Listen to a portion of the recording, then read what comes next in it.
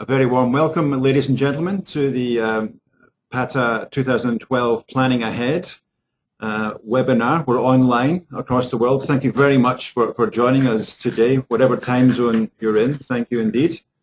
My name is Ken Scott, former Comms Director for PATA. I'm still involved with the association. Today we're sitting up on the 28th floor at PATA head office with a collection of local journalists and the PATA CEO, Martin Craigs. Martin will be sharing with you in a few minutes an overview of some of the achievements and challenges that PATA has faced in the last 12 or so months, and he'll also be looking ahead to some of the exciting initiatives we have up our sleeves for 2013. Now, Martin, as you know, has been the CEO for about 14 or so months. He's been on the road a lot. He's opened a lot of doors around the world, made some great relationships and partnerships for the association. And I think Martin would now like to elaborate on some of those things with you. Now, there'll be a chance for you to ask questions, and the best way for you to do that is on the text box on your screen, and then we will answer those questions towards the end of the webinar. So thank you very much for joining us, and I'll now pass the microphone over to PATA CEO Martin Craigs. Thanks very much, Ken, and hello everyone. I hope there's at least 2 people listening. I should have rung my mother to tell her to tune in. But in all seriousness, seasonal greetings to everyone. We've got a lovely sunny day here in Bangkok. We've just had a nice 30 or 40 minutes chatting to our friends in the media based in Bangkok, and I'm trying to not bore them by repeating everything, but I am happy to show you some visuals to remind you what PATA's been up to and what we're planning to do next year. I'll go through them fairly quickly, and some of them you will have seen if you've been at PATA events this year. First one is reminding you of the region that we cover, the colors from Istanbul to Santiago, and integrating the tourism value chain is one of the slogans we've used. So remember, from PATA's very foundation in 1951, it was all about to, from, and within Asia Pacific, and that still is our responsibility.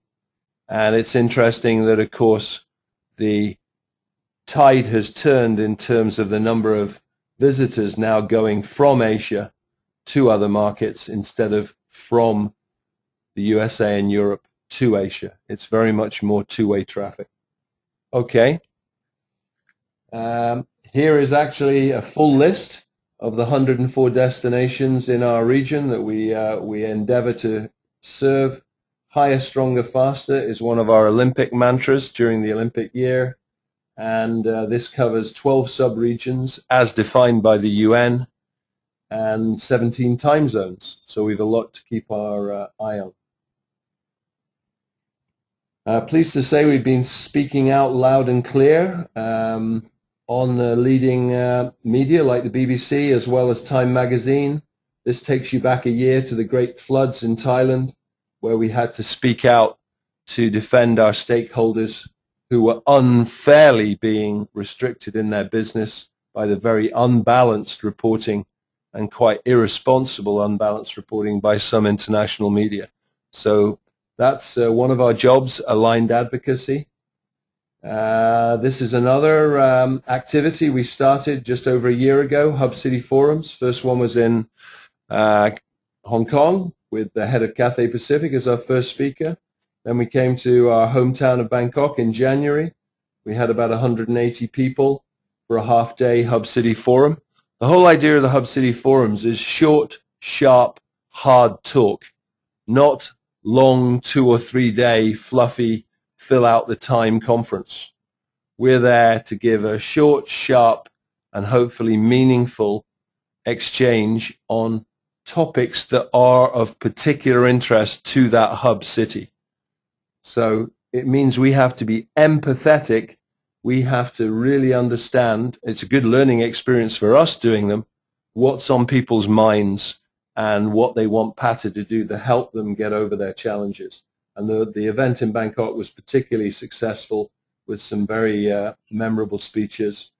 Governor Surapon was was our guest of honor on that day. We then went down to Singapore. Some familiar faces there. The delightful and engaging Rico Hizon of the BBC helped us out. We had our board member Linda Song from Hong Kong there, who you see in the top picture, along with Ivy, who did all the hard work, our new regional director, supported by Darren Ung, very long-standing PATA supporter as TTG Asia MD. And then just in November, I was down in Sydney with a lot of the tourism leaders talking about the visitor economy there. Our most memorable event of the year, I think it's fair to say, even though it wasn't the largest, was hosting a dinner for 50 tourism leaders in the House of Commons. These pictures help tell the story. First one is of me welcoming Talib Rafai, Secretary General of UNTO, to the event. The middle picture is Gloria Guevara, who got tourism onto the G20 agenda this year, which was a major achievement when the G20 leaders, that means President Obama and all the other G20 leaders, went to Mexico, and Gloria, for the first time ever, got tourism and travel put into the official G20 communique. And that is remarkable when you consider all those world leaders, those who need to get re-elected, they're being judged by how many jobs they create. And travel and tourism creates jobs faster than any other sector. So it's amazing that they haven't actually figured out that link a little sooner.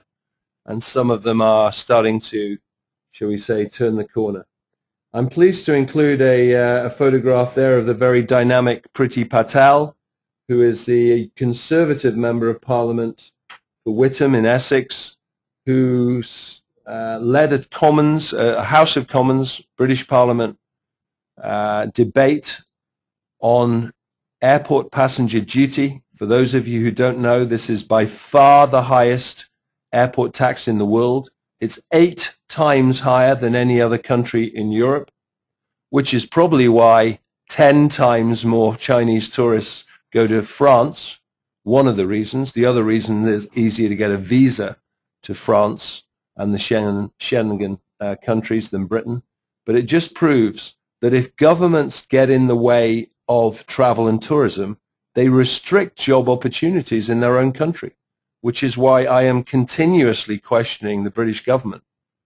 And this lady you see in the picture here, on the night that she spoke at our dinner, she used the very emotive words that she said airport passenger duty was an exercise in self-harming. If you know what that means cutting your own wrists, self-harming. I think that's pretty clear that she feels very strongly against this. And it's very brave of her to speak up against her own Prime Minister and Chancellor on this subject. So a toast to Priti Patel. May she eventually get justice. Pleasure meeting other world leaders. I went to Wellington to meet John Key, the very dynamic Prime Minister and Tourist Minister of New Zealand. Let's remember, he covers both portfolios, so he doesn't need to be reminded about the importance of tourism. He is also frustrated by APD. He told me about some of his conversations with British Prime Ministers, which were very instructive. On a much happier subject, I was absolutely delighted to meet Aung San Suu Kyi when she was here in Bangkok in late May for the World Economic Forum, which was very well orchestrated and delivered. And in that photograph, you'll see Jeffrey Littman, who many of you will recognize, just to my side, and also with his back of his head, Vijay of Etihad.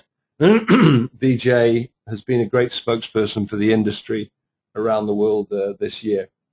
Okay, Aung San Suu Kyi then kindly invited us to her home in Myanmar about a month later, and very kindly signed a book for the PATA charity, which we'll auction next year. So, we should remember that it's not only myself that gets the pleasure to meet these senior leaders, it's also our other board members and our chairman, Yao Antunes, meeting with two of the most important people in two of the biggest tourist economies in Asia, India at the top, of course, with the Minister of Tourism in August, and with CNTA Chairman Shao in June. That was the same week as the IATA AGM in Beijing, which we were delighted to be invited by IATA to attend. And by the way, one link today, as I speak, Tony Tyler is leading an IATA global media briefing in Geneva, and we wish him and his team well as they're doing such a good job showing advocacy alignment across the air transport industry. We've had some innovative events this year. We went to Bhutan in February, a small event, 150 people, but highly successful. And then a much bigger event for over 600 people in Malaysia, very splendidly hosted by Minister Ng Yen Yan. And that's our vice chairman there, Rick Aniston, shaking hands with the minister. Rick, you'll be seeing in Thailand in late January. He'll be here for our executive board meeting, along with Anthony Wong, who's also just caught in that picture, our green campaigner from Malaysia. So just to give you a flavor for things that have happened this year, and should not forget the happy week we spent in Manila, again very well hosted by Ramon Jimenez, the Secretary of Tourism for the Philippines, who is the brains and the innovator behind the It's More Fun in the Philippines campaign, which I think has worked really well, and it shows that imaginative promotion really can be effective.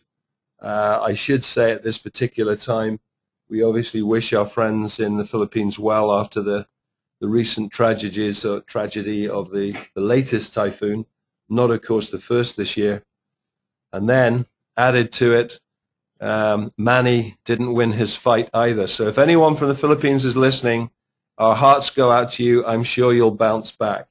But thank you for hosting us and being such good fun hosts. I'm sitting here, by the way, with Imtiaz Mukbil, who, those of you who tuned in September 27, which was World Tourism Day, we billed it as Thriller in Manila, and Imtiaz and I had a great fun and I think infotaining hour with students debating the future of tourism around Asia Pacific. And I've, by the way, this very afternoon effectively agreed to another challenge with Imtiaz when we have our AGM here in April. So look forward to more fun. I hope even more than 4,500 of you tune in to the next debate. Okay. What's happening next year? Well, we've got some exciting events in April here in Bangkok. You know, it's 5 years since PADRA have had a major event in Bangkok. So we're going to come back in style and substance, and we're going to make sure we get very high quality thought leaders here and have a very memorable gathering to showcase, of course, tourism around Thailand, but particularly Bangkok as a hub. We will have a one-day open conference on Monday, the 29th of April, with a lot of leading speakers. We've already got agreement, for example, from the public sector that the governor of TAT will speak. We expect to have a minister from Myanmar here. I've just today confirmed that Kun Chanin, or the leader of the Dusatani group, will speak. And yesterday I saw the new president of Thai International, who's agreed to support us. So lots to look forward to in April. That will be preceded by having our 12-person executive board here in the very room I'm speaking from, what we now call our engagement hub, the west wing of the PATA office, which is about 1,500 square feet of space where we're going to hold meetings, and some of the Pata Academy, which I'll talk about later. The other picture, a very iconic one, of course, of the pandas in Chengdu, and had the pleasure of being hosted there about 2 weeks ago, and I can assure you they've got brilliant facilities to showcase. And those of you who come and book early and support Pata well, I'll make sure you get to meet a panda one-on-one, which I had the pleasure of doing last Saturday, and I think I've shown at least 100 people a video on my iPhone. So look forward to tuning into that. Remember, Chengdu is an amazing story, both a historical city, but a fantastic example of China's growth in the last 30 years. When I first went there, there were 2.5 million people living there. There's now 12.5 million people. So that, of course, creates its own challenges. But they've done some very innovative things with tourism. They've maintained some of the delightful old hutongs, the narrow alleys with shops and innovative retail, which everyone should have a look at. They've also nearly completed the world's largest single building, which will be a shopping mall, apartment complex, several hotels, and a 200-meter beach in the middle of the shopping mall with a wave machine. So if you're coming to Chengdu, bring your swimwear. It might surprise you, but you could have a lot of fun seeing all those amazing facilities and meeting the pandas. Please book early. Sheila and Mam and Monica, who's here with me, will all be sending you, those of you who want to come to PTM, details on that soon. It'll be the biggest and best. That's what I promised the mayor and the team. So we'll be looking forward to welcoming you. Okay, we'll do Q&A now to see if any of you are still awake. I hope we can hear as well as read a few things. Someone said it's so helpful. Thanks. Thank you, Joy. Maybe you can rotate slides around. We can show them twice. Yeah, we could show the slides twice. But I think Ken has more questions. Go ahead, Ken. Yeah, Martin, you've mentioned the visitor economy. Tell me why PATA is going to start using the phrase visitor economy more often now. Well, as I was just saying to our friends here in the Bangkok-based media, I've learned in this past 14 months that, unfortunately, a lot of Western politicians, particularly European ones, don't frankly take tourism seriously. They don't see it as a heavyweight industrial sector, which is bizarre, as I said earlier, because it's the industry that creates jobs the fastest. What is rather frustrating is because they don't take us seriously, they therefore feel it's reasonable to tax and harass this sector much more heavily than other sectors. In fact, other sectors that, to my mind, are questionable in their societal value, like investment banking, are bailed out and effectively subsidized. Or under other industries, because they're traditional and they sort of, you can hit them or touch them, like cars or trucks, well, they're okay to subsidize. Well, why is the obvious question. The point of governments is they're there to spread wealth, to spread opportunity, and to help create jobs. So they should grasp the industry that does that. So I think we have a perception problem, Ken, and in specific answer to your question, tourism sets off in many people's minds scenes of beaches and ski slopes, maybe in Europe. So it's discretionary. It's giving people pleasure, so therefore it should be taxed. So if we keep using tourism, it's almost like we're asking for another punch on the nose. If we use visitor economy, please note you have to say it with a heavy, deep voice. Not tourism.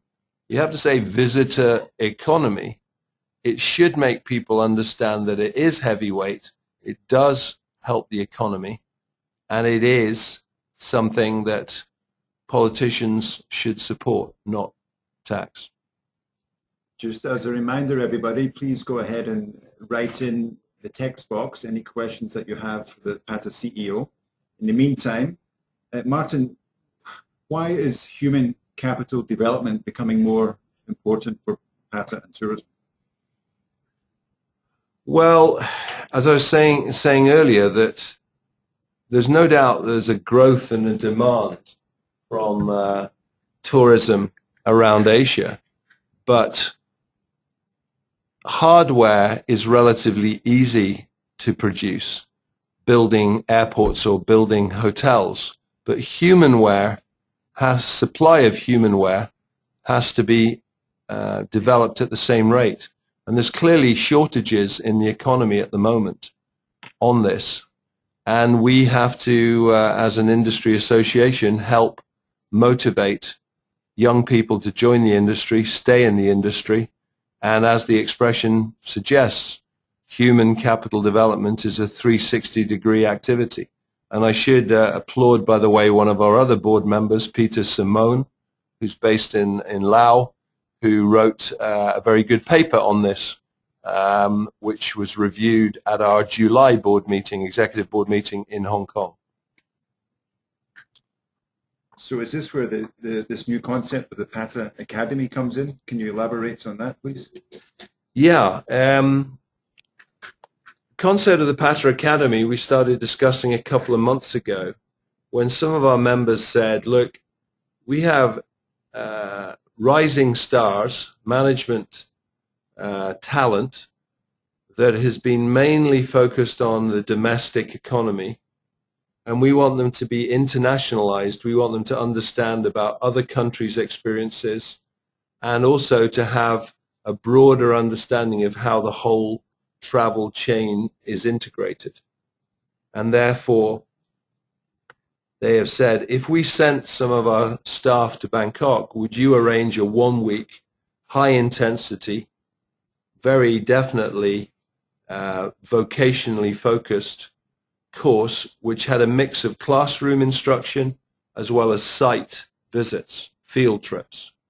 So we've developed a program. It's still in its development stage, where we'll be able to offer 36 people a 6-day course here at the end of February, and they'll be able to learn in the classroom about the major trends across the global visitor economy, and they'll be able to see some of the leading practitioners in air transport, hospitality, regulatory, and marketing in Bangkok. So the whole idea, Ken, is we're not trying to become a university. We're certainly not going to try and compete with many of our members who provide university courses, but we're going to do specialist, rising star, and I like to call it applied masters in visitor economy.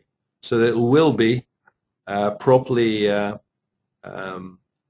advertised and explained, and then as we start to get a sense of the demand and the special interest, we'll keep shaping it to suit what our members want. Very briefly, what do you think has been the successes or failures of PATA's advocacy efforts so far? Yeah, clearly we'd like to be sitting here now and saying that UK APD had been abolished, but I have said from the start the UK is in desperate need of tax revenue. It's paying £400 million a day on its debts. So it's not surprising George Osborne needs the £2.5 million he gets from billion pounds he gets from APD. But remember, that means for a British family who are considering coming on a trip to Asia, they need to pay $500 tax for permission to leave their own country. And this is a tax imposed them on the government that spends a lot of its time going around the world lecturing people on free trade. Yet they are actually effectively taxing one of the most important exports of many Asian economies. By the way, these aren't only my words. I'm just paraphrasing what many ministers have told me, and some of the most outspoken ministers, like the South African minister, said directly to the British minister on the 6th of November at the tourism conference at WTM. So, Ken, it's a long answer. You asked for it to be short, but it's a big question. APD is an absolute hypocritical and unreasonable and, to the UK, self-harming tax. Quote, again, Priti Patel. But in success terms, the big success of this year has been the EU's inevitable recognition that they could not impose EU ETS, Environmental Tax Scheme, outside of Europe. So they've done a U-turn on it. And Connie Hedegaard has got a deserved bloody nose. Let it go on the record. She asked for this punch on the nose by being so arrogant in her manner and delivery of why ETS should be imposed in Asia. Why should Asia, which is 40 times bigger than Europe, have a tax imposed on its air transport system, which is wholly inappropriate and may well suit the mindset of a limited number of people in the Brussels bubble, but it certainly isn't reasonable on a global basis. We have a question from one of our listeners, and he or she has asked that, PATA has expanded its region to the West Asia. What does PATA plan to do to participate in that new area? Are there any messages for the tourism industry in those new areas?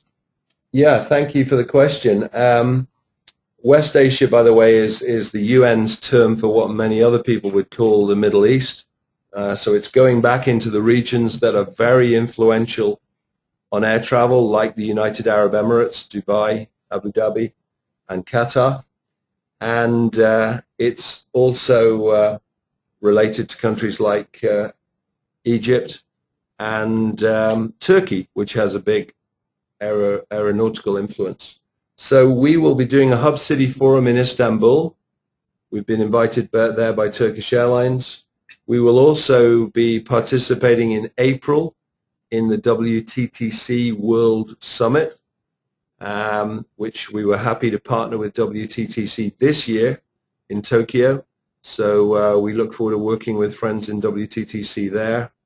And I look forward to visiting a couple of other countries in West Asia, Middle East, with Talib Rafai, who very kindly offered to host me in the area he knows so well because he's from Jordan.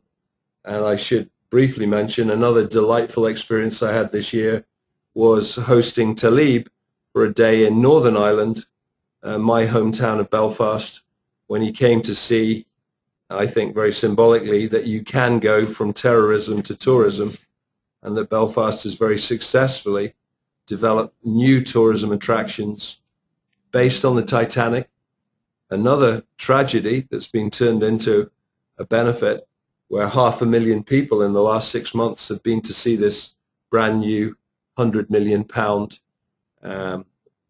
Titanic-themed center. So, bit of a long answer as usual to your question, but I hope that gives you a flavor for what's coming up in West Asia and why we're doing that. Thank you, Lily, for that last question. We're coming to the end of the webinar now.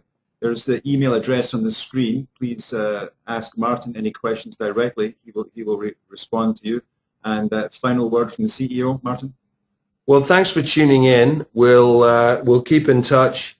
Remember, the lines are always open. We want to see more of you getting in touch with us next year. If anyone is passing through Bangkok, come and see your own clubhouse, your own home. We have an engagement hub here. We've got one of the best views in Bangkok. I'm looking at it now as the sun sets, and we're about to have our staff Christmas party. So we're all in a very good mood here, and I'd like to think we've made some value-added efforts this year. We've still a lot more to do. We're by no means complacent. We have to show how we're providing value to all our members. And for now, thanks for your time. Look forward to meeting many of you, talking to many more of you next year. Seasonal greetings.